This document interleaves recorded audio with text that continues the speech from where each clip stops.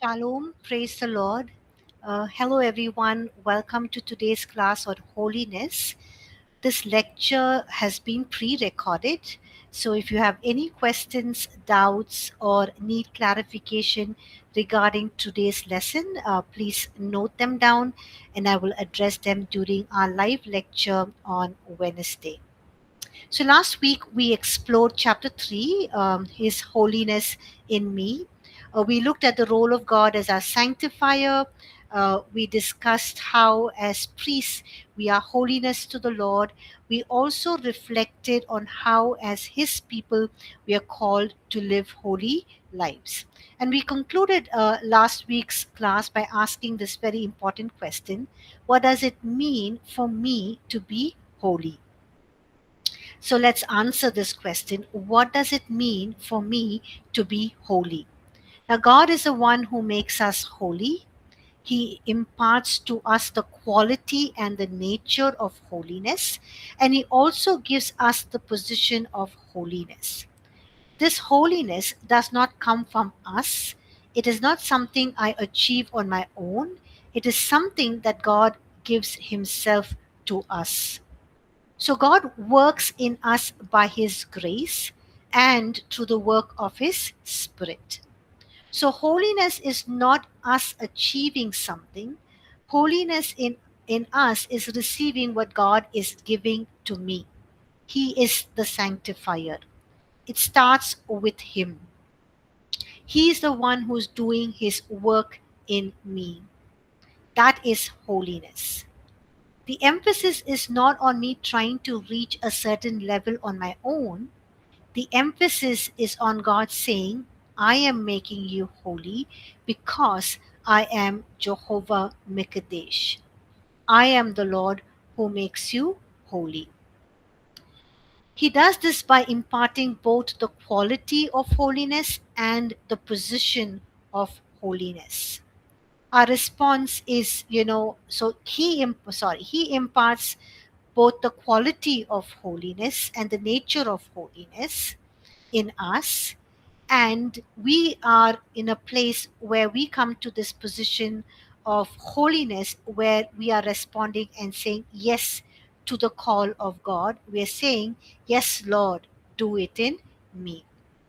So he does this by imparting both the quality of holiness and the position of holiness. So how do we live this out practically? Now, when we face temptation, or when we face the attractions of this world, and when we face pressure to do something sinful, we remind ourselves of this truth that I belong to God and all of me belongs to Him. Every part of me, spirit, soul, and body, belongs to Him. Then it becomes clear that I have nothing to do with anything that is sinful, or the sinful nature, the sinful deeds, or anything to do with the sinful world. It is because it is unlike God. This is unlike who He is. And it becomes very easier to walk away, not because of rules, but because we have said yes to His work in us. We have said yes to Him reproducing His nature and His holiness in us. And we have also said that all of us belongs to Him, and we desire His the quality of His nature to be reproduced in us.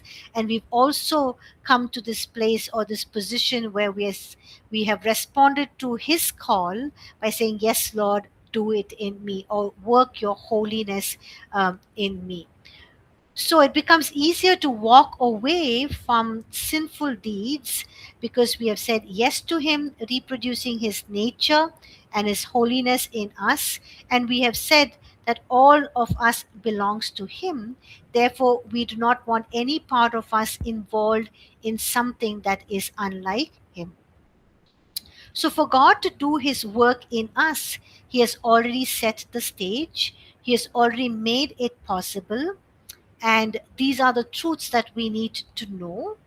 But we need to place these truths in the right context, in the context of holiness. So, what are these truths that we need to place in the right context, and what is the work that God has already done, or the stage that He's already set, or that He's already made it possible for us to be holy. So we see that God Himself has broken the power of sin over our lives. He has made us a new creation in Christ. He has set us apart for Himself in Christ. So, this is the work of God, and this is where it all begins. So, holiness begins at the cross. The working of holiness in us begins at the cross. And at the cross, the power of sin over our lives was broken, because the power of sin was broken. You and I no longer need to live in subjection to sin in whatever form it appears. So God works this out by bringing us into Christ and setting us apart for Himself in Christ. So now we come to the practical side. How does God practically empower us to say no to the pressures of temptation, or to the attraction of this world, and to the influence that is around us? How does He help us to do this in real life? He does this through His Spirit, through His Word, and through divine discipline. So, how does God help us to, or empower us to say no to the pressure of temptation, to the attractions of this world, and to the influence that is around us? How does He help us to do this in real life? He does this through His Spirit, through His Word, and through divine discipline. So God actively helps us to work this out. So this is a practical side that we will get into when we talk about overcoming sin. But the question is this: where does it begin? When does our ability to be holy actually start? Or where does holiness begin in us? So, our ability to be holy begins when we understand that the power of sin over our lives has been broken. This takes us back to what we learned, or what you learned in your very first semester, the first course that you had, who you are in Christ, your identity in Christ, about being in Christ. In Christ, we understand the old man was crucified with Him. The old man was crucified so that the body of sin, meaning the power of sin, would be done away with. And because of this, we are no longer slaves of sin. So let's read Romans chapter 6, verse 6. Romans chapter 6, verse 6 says, knowing this, that our old man, that's the old sinful nature, was crucified with Him, that the body of sin, or the power of sin, might be done away with, that we should no longer be slaves of sin. Now, when Christ died on the cross, something very specific happened. What part of us was crucified? The sinful nature that was within us. The very nature of sin that existed in our spirit being was crucified and put to death. And as a result, the power of sin over our lives was broken. Now, starting with this understanding is extremely important.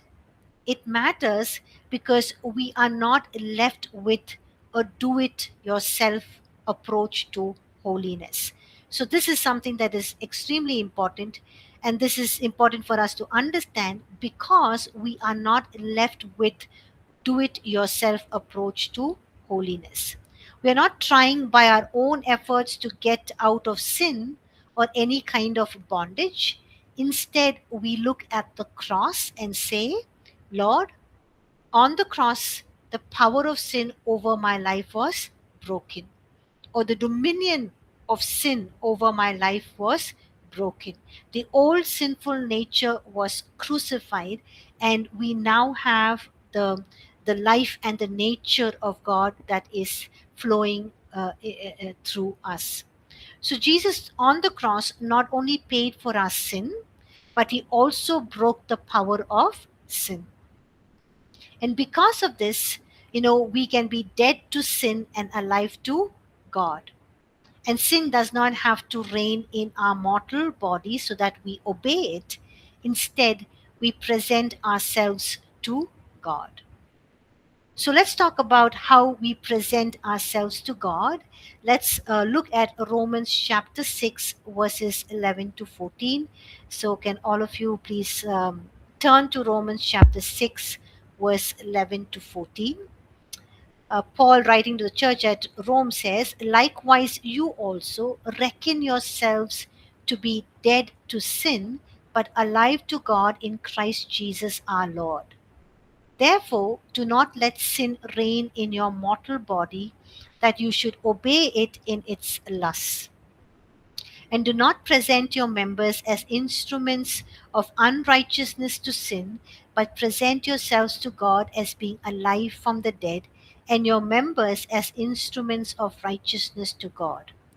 For sin shall not have dominion over you, for you are not under law, but under grace." So let's look at verse 13. Verse 13, Paul says, "Do not present your members as instruments of unrighteousness to sin, but present yourselves to God as being alive from the dead, and your members as instruments of righteousness to God." So in verse 13, he speaks about presenting ourselves to God. And this is an act of our will. We say to God, "I am yours," and I recognize that the power of sin over my life is broken. So we present ourselves, our spirit, soul, and body, every part of us to God. And we present ourselves as instruments of righteousness or holiness to God. So in verse 19, he says, "I speak in human terms because of the weakness of your flesh. For just as you have presented your members as slaves of uncleanliness and of lawlessness, leading to more lawlessness, so now present your members as slaves of righteousness for holiness." So, this tells us that we become slaves of righteousness when we accept Jesus Christ as our Lord and Savior, and He begins to do His work in us. We have the life and the nature of God in us. It tells us that we become slaves of righteousness, which results in holiness. And this presenting ourselves as slaves of righteousness is a deliberate act of our will, where we're saying, "God, I am presenting my body, I am presenting my soul, I am presenting myself as slave of righteousness." So God has done his part. He says, "I have broken the power of sin over your life. Now you have a choice." What is a choice? You can present yourself, or we can present ourselves as, God's slave, meaning, yielded completely to His will, completely submitting ourselves to Him, body, soul, and spirit. And what will this result in? This will result in holiness. So Paul describes this as being completely surrendered to God, and the fruit of that surrender will be holiness. So Romans chapter 6 verse 22 tells us that the fruit will be holiness. So let's read Romans chapter 6 verse 22. It says, "But now, having been set free from sin and having become slaves of God, you have your fruit to holiness, and the end everlasting life." Amen. So when we submit and yield and surrender our whole selves, to be slaves of righteousness, to be slaves of holiness, or completely surrendering ourselves to God, the fruit of that surrender will be holiness, or the result of that surrender and that complete yielding will be holiness, just like we read in Romans chapter 6 verse 22. But there is another possibility. A person may believe in Jesus, and God has indeed, when they believe in Jesus, God has indeed broken the power of sin. But instead of walking in that truth, the believer continues to live, controlled by the soul and the body, or the yielding to the sinful desires and the cravings of the carnal nature. In that case, you will not see, holiness or the fruit of holiness expressed in that person's life, because they continue doing what is sinful, because they continue giving in and yielding and surrendering to their sinful desires, or to their carnal nature, or to their fleshly desires, and fleshly desires and their fleshly nature. So this is where the choice lies with us. So this is very, very important. God has done everything for us. He set the stage for us to be holy, but the choice lies with us. Yes, God is Jehovah Mekadesh, the Lord who sanctifies us.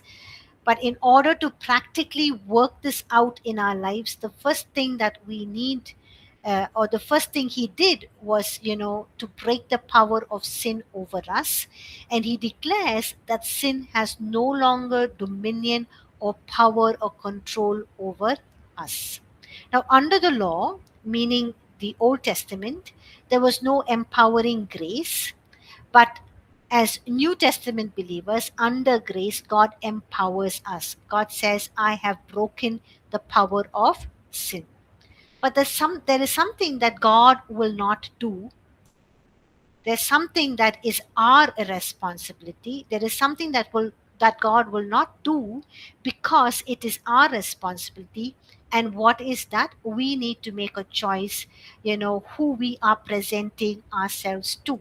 Whether we are presenting ourselves to being slaves of righteousness or holiness, or being slaves of God, or we presenting ourselves to be slaves of our sinful carnal nature and desires. So what we need to do is we need to present ourselves as slaves of righteousness, or completely yielded and surrendered, body, soul, and spirit to God. God intends the God extends this invitation to us, and says, I have broken the power of sin. Will you present yourself as a slave of righteousness? So let's look at verse 19. Paul says, I speak in human terms. Romans chapter 6, verse 19. Paul says, I speak in human terms because of the weakness of your flesh. For just as you presented your members as slaves of uncleanliness and of lawlessness, leading to more lawlessness, so now present your members as slaves of righteousness for holiness. So, this is a choice that we make. We say, God, my whole being, spirit, soul, and body, I present myself to you. I want to be yours. I want you to work a righteousness in me. And when we do that, it will result, in us being holy. The result will be holiness being formed in us and expressed through us. So this is a process, and that is what we are going to learn. We will learn how, when we present ourselves to God, that he works this out in our lives, and how this is a process. Now, we don't get frustrated with ourselves. You may say, God, you know or Lord, I have presented myself to you. Thank you for breaking the power of sin over my life. I surrender everything to you.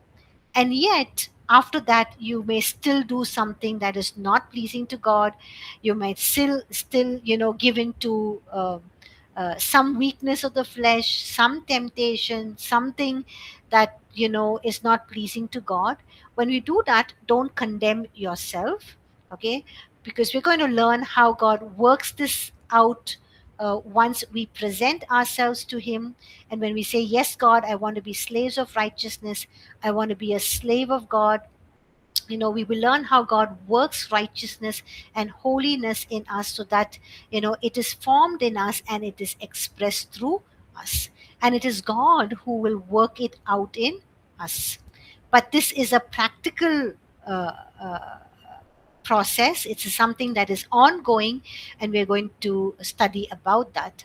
So as we learn how God works this out in us, we will learn how holiness is perfected in our lives. Okay, so we will just look at how can we practice righteousness.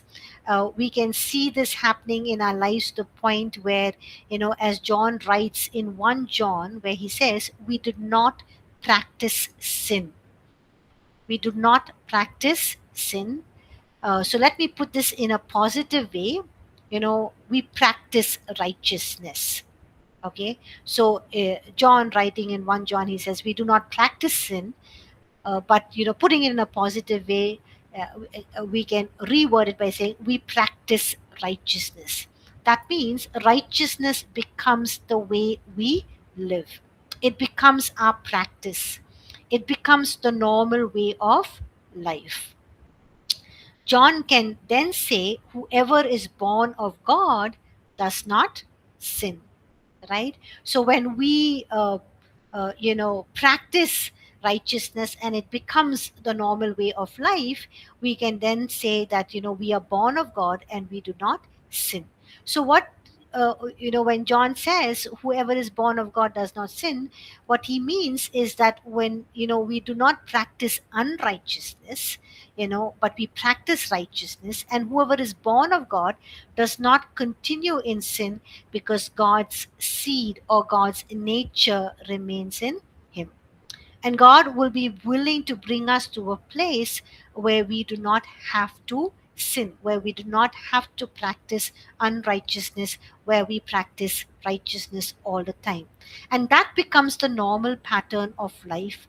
But where does it start? It starts here with the recognition that the power of sin over our lives is broken, that we are making a deliberate choice to present ourselves, our whole being, as slaves of righteousness, as slaves of God, because we seek the fruit of holiness in our lives. Now, Paul repeats this whole truth when he writes to Titus in Titus chapter 2, verses 11 to 14. So let's read Titus chapter 2, verses 11 to 14. He says, for the grace of God that brings salvation has appeared to all men, teaching us that denying ungodliness and worldly lusts, we should live soberly, righteously, and godly in the present age, looking for the blessed hope and the glorious appearing of our great God and Savior Jesus Christ, who gave himself for us that he might redeem us from every lawless deed and purify for himself his own special people, zealous for good works. So this passage says that Jesus gave himself for us so that he might redeem us or set us free from every lawless deed. So he might set us free from every lawless deed, from every sinful deed, from every deed that is not acceptable to him. So when Jesus died on the cross, he died so that he can set us free from every lawless deed, from every sinful deed, from every deed that is not acceptable to him, so that we can be his own special people. So that is holiness. We are his own special people. This is what we have been emphasizing, and all through that he wants us to be his own special people. He wants us to be set apart, to be holy for him. And he died in order to make this possible for us. So another reason why Jesus died on the cross is so that he could set us free from every lawless deed, every sinful deed, and every deed that is not acceptable to him, so that we could be his special people, and we could be holy before, and blameless before him. Okay. Now, in order to work his holiness in us, like I said, God has already made the provision. So the step one is what he did on the cross, the work on the cross. And all we need to do is we need to embrace what he has already done for us on the cross. We need to know this truth, we need to believe this truth, and we need to embrace this truth and just, live this truth. So we say, Jesus, I embrace what you did for me on the cross. You broke the power of sin, and I declare that sin will not have any control or any dominion over me. Okay. And sin will not control me in any way or shape or form. So this understanding, stands on the work of the cross. Now the second part is that, we are now in Christ, and in Christ all things have passed away, all the old has passed away, and everything has become new.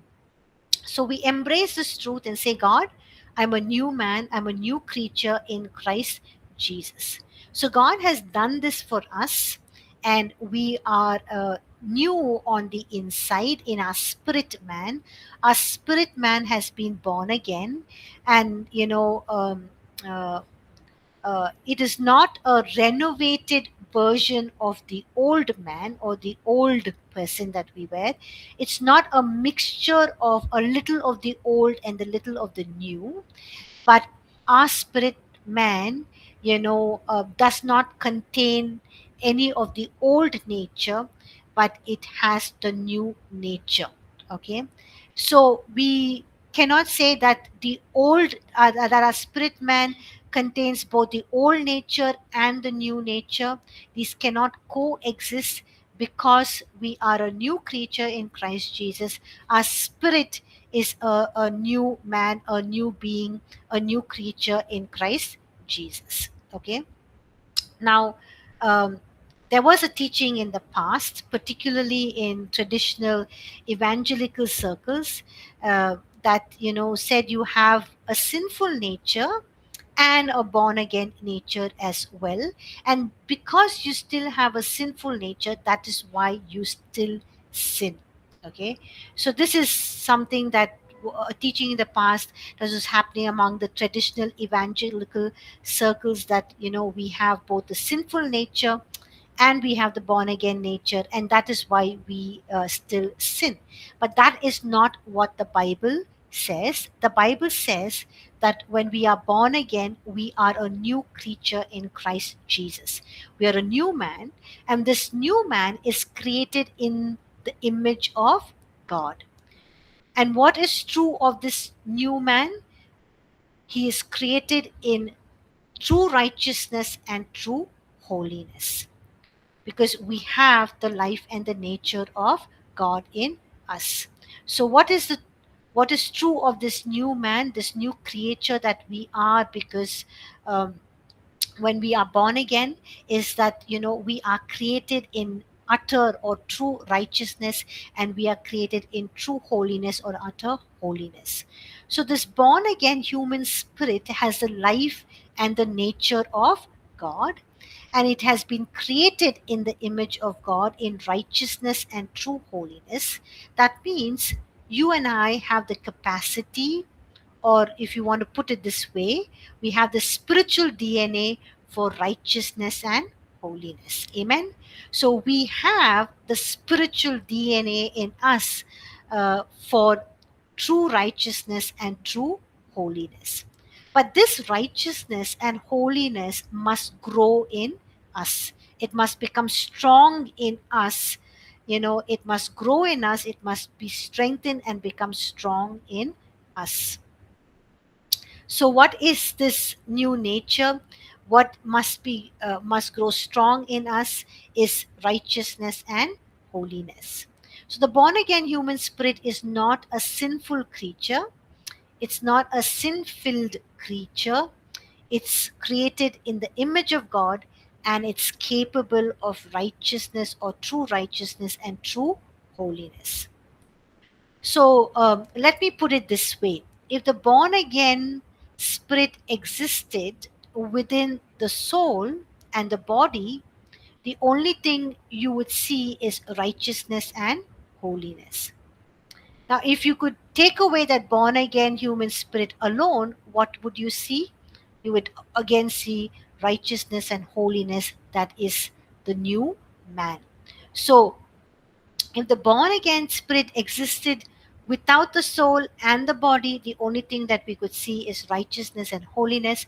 Or if you take away that born again spirit alone, what would we see is righteousness and holiness. And that is the new man, that is a new creature that we are, because of what Jesus has done on the cross, and because of how we have responded to what he has done on the cross for us. Now, the challenge is that, this born again human spirit lives within a soul and a body that has been shaped by sin. The soul and the body has been trained to think and act in ways that are sinful, in ways that are that is against God, and as a result, there is a pull towards sinful things, or doing wrong things, or yielding into temptation, or yielding into lust. But the human spirit that is born again has the life and the nature of God in true holiness and true righteousness.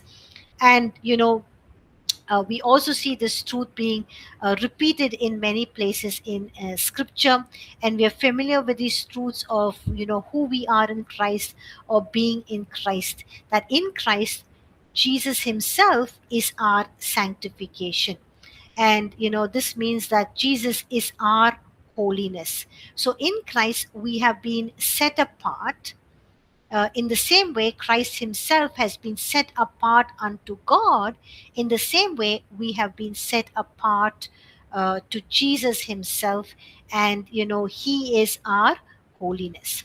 So, which means we are sanctified unto God. We are sanctified unto God. So when we are in Christ, we are also clothed with his righteousness. His righteousness has been imputed or put into our account, so to say. So in Christ, um, Jesus himself is our sanctification.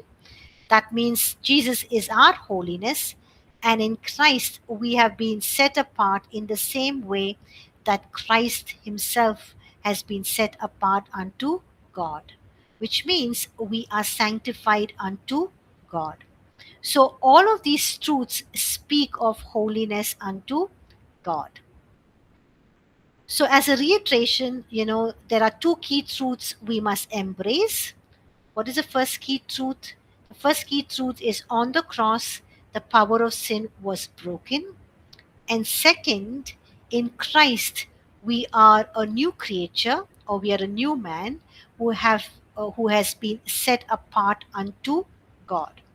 So spiritually, that is where we begin, or this is where we begin our journey of holiness. So our human spirit starts from a place that is free from the power of sin, and has been filled with the life and the nature of God. But holiness must be worked out from the spirit into the soul, and then into the body. Okay, because in our spirit man we've been made new. We are a new creature. We are born again. We have the life and the nature of God. So it is through our human spirit that we start from that place, and that holiness must be worked out from the spirit into the soul, and then into the body. So through righteousness, holiness must begin to govern our thinking, our speaking, our actions, and every part of us. So, this is a process of holiness being worked out in our lives. Okay. And we also see that this is not something that is a one time thing, but it's an ongoing sanctification that makes us complete. So let's look at Hebrews chapter 10, verses 10 to 14.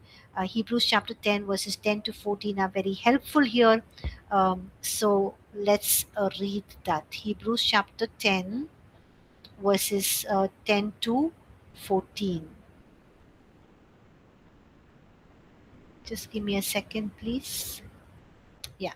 It says, sorry, not 10 to 14, Hebrews chapter 10, just verses 10 and 14. By that will we have been sanctified through the offering of the body of Jesus Christ once and for all. Verse 14, for by one offering he has perfected forever those who have been, or those who are being sanctified. So here we see that by that will we have been sanctified to the offering of the body of Jesus Christ once for all.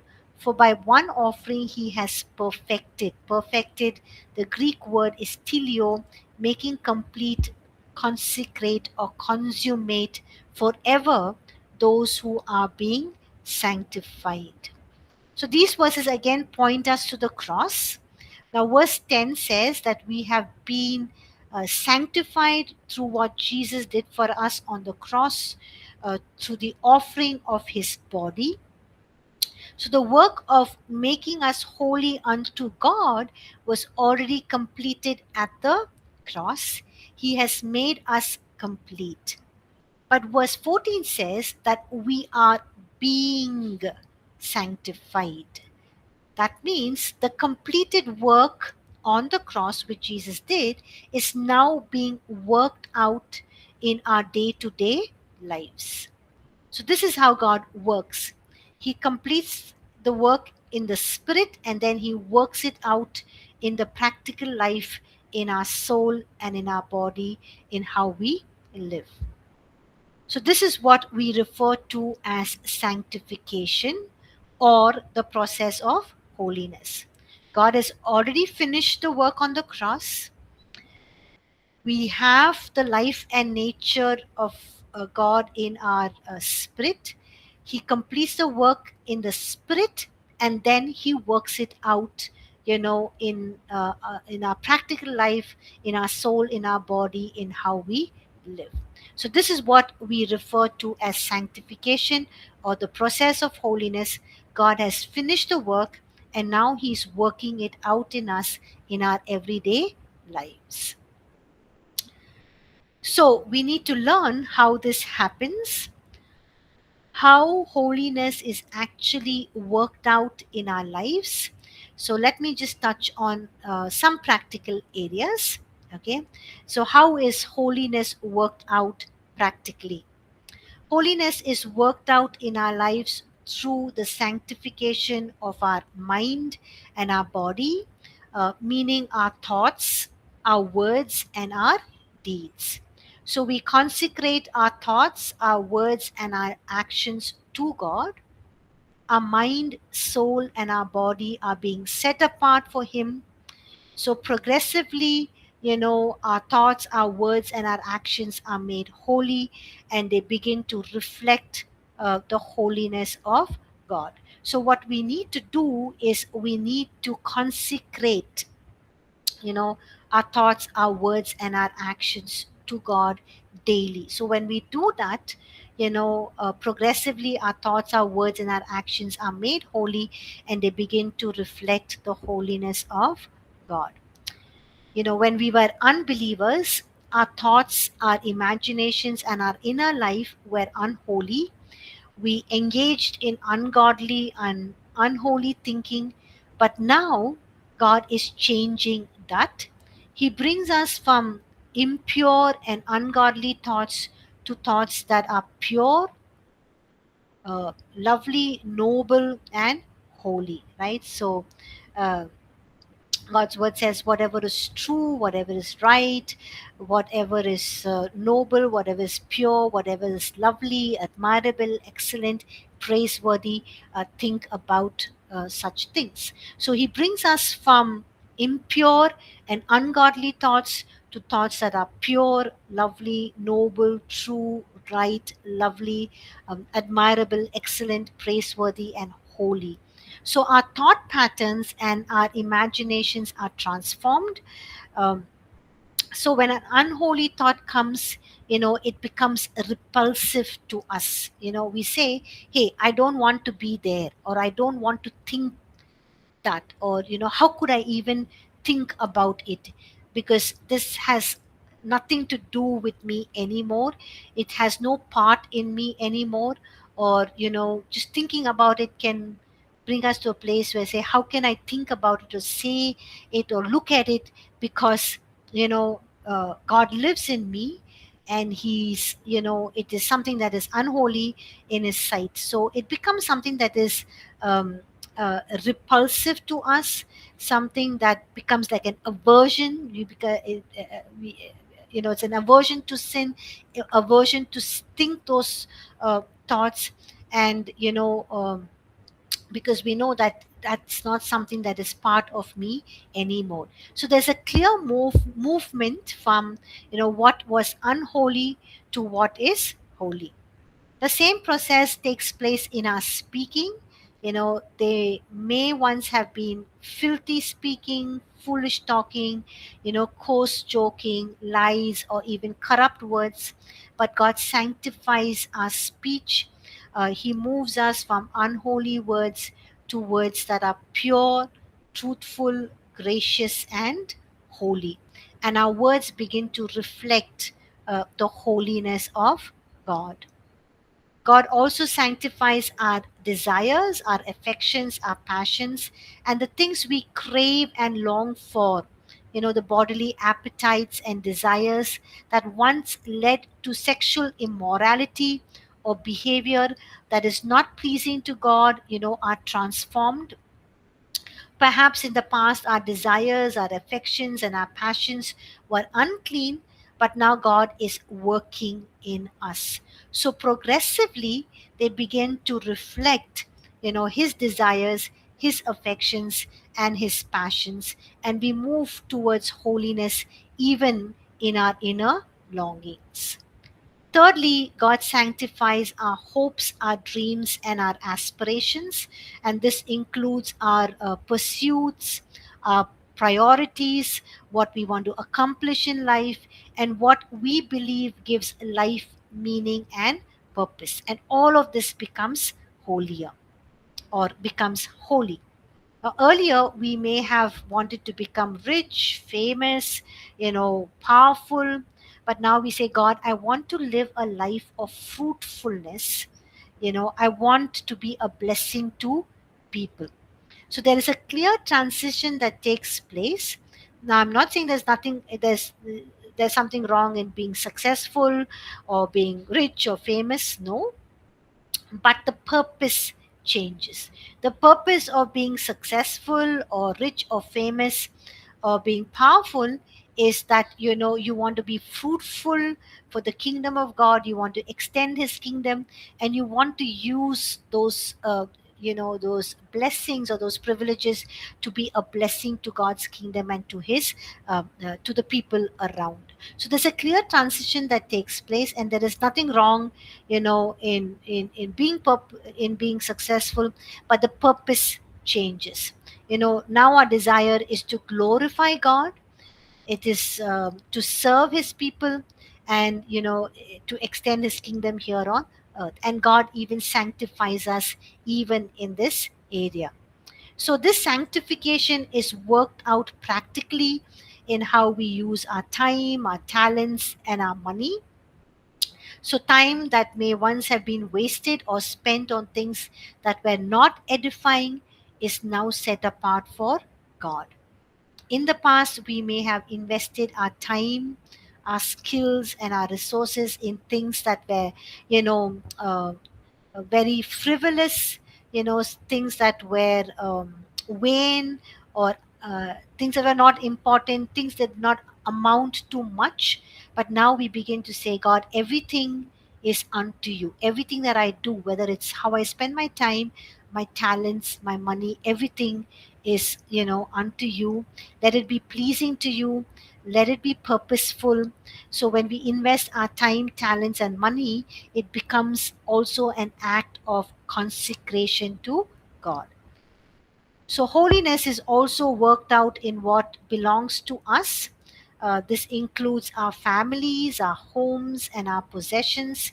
We begin to view all of these things through the lens of holiness and consecration to God.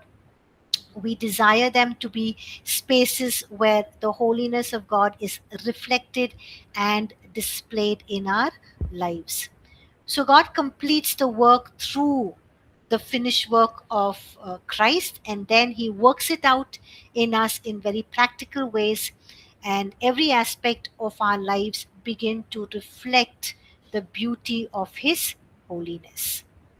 So the question then is this: God has finished His work on the cross, but how does He work it out in us? How does this sanctification actually take place within us? So that is what we are interested in, so that we too can be holy even as He is holy. So this is what we will begin to address in the next chapter, that is chapter 4, and we will break it down further as we continue the course. So God has finished His work, but how does He on the cross? But how does He work it out in us? How does the sanctification actually take place within us? That is what we are interested in, so that we too can be holy even as He is holy. So we'll address this in chapter 4, and we'll break it down further as we continue this course. Okay, so I'll stop here. Thank you all for listening to this lecture. I know it was not interactive. We didn't have other voices reading the scripture passage, but I hope this was helpful. We'll continue with our normal schedule on uh, on a Wednesday class. This was just a one-off thing because we have a very important meeting tomorrow that we all have to be there at the church office. So that is why I'm doing this pre-recorded lecture. Thank you, everyone, and I'll see you on Wednesday. God bless you all.